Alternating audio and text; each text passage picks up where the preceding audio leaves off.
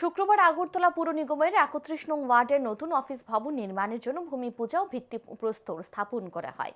৪৩ লক্ষ টাকা ব্যয়ে ১১০০ স্কয়ার ফিট জায়গার উপর এই দ্বিতল ভবন নির্মাণ করা হবে। আগামী দুর্গাপূজার আগে নির্মাণ কাজ শেষ হয়ে যাবে। পুর নিগমের বেশ কিছু ওয়ার্ড অফিস জরাজীর্ণ অবস্থায় রয়েছে, সেইগুলিকে সংস্কার করার লক্ষ্যে ইতিমধ্যে ১৫টি নতুন ওয়ার্ড অফিস নির্মাণের উদ্যোগ গ্রহণ করা হয়েছে। ইতিমধ্যে কিছু কিছু ওয়ার্ড অফিস নির্মাণের কাজ শেষ হয়ে গেছে। বাকি অফিসগুলি নির্মাণ হয়ে গেলে নাগরিক পরিষেবা প্রদানে সহায়তা হবে বলে অনুষ্ঠানে আলোচনা করতে গিয়ে বক্তারা উল্লেখ করেন। এদিনের অনুষ্ঠানে উপস্থিত ছিলেন সাংসদ রাজীব ভট্টাচার্য, মেয়র দীপক মজুমদার, কর্পোরেটর অভিজিৎ মল্লিক, বাপি দাস, অঞ্জনা দাস সহ অন্যান্যরা। অনুষ্ঠানে আলোচনা করতে গিয়ে সাংসদ রাজীব ভট্টাচার্য বলেন, অনেক পরিশ্রমের পর নতুন সরকার ২০১৮ সালে ত্রিপুরা রাজ্যে পথ চলা শুরু করেছে।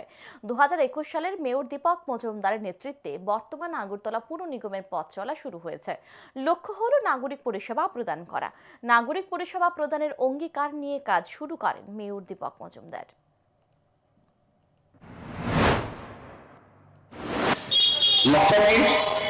মানুষকে নাগরিক পরিষেবা দেওয়া, এই নাগরিক পরিষেবা দেওয়ার যে অঙ্গীকার নিয়ে আমাদের মেয়র সাহেব এবং ওনার যে পুরো টিম সেই শপথ বাক্য পাঠের পর থেকে যে কাজ শুরু হয়েছে, কর্মযজ্ঞ শুরু হয়েছে, এটা আমাদের এই নাগরিক পরিষেবার ক্ষেত্রে অনেক অনেক দিক আমরা সেটা অনুধাবন করতে পারছি।